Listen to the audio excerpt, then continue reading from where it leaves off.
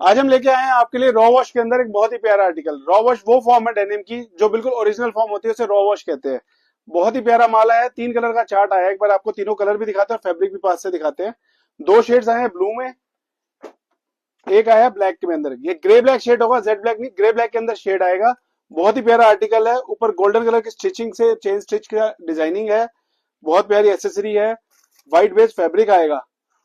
बहुत शानदार comfort fit के अंदर आर्टिकल आया है। 30 से 36 का माल आया है। ये फैब्रिक हमारा रेगुलर फैब्रिक है और बहुत ही अच्छे डिफरेंट डिफरेंट इसके अंदर हम आर्टिकल बनाते रहते हैं आपके लिए, चाहे वो बिग साइज हो, लॉन्ग लेंथ हो, नैरो फिट हो, डिजाइनर माल भी आता है। इसके अंदर भी हम आपको डेली अपडेट देते रहेंगे, डेली आर्टिकल इसमें अपडेट होते हैं।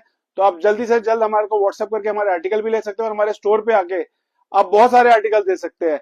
क्योंकि ऑनलाइन तो हम आपको कुछ ही आर्टिकल व्हाट्सअप कर सकते हैं या रील में दिखा सकते हैं, बट हमारे स्टोर में बहुत वेरायटी है। तो प्लीज एक बार स्टोर पे विजिट कीजिए ताकि हम आपको पूरी अपने आर्टिकल्स दिखाएं। Thank you.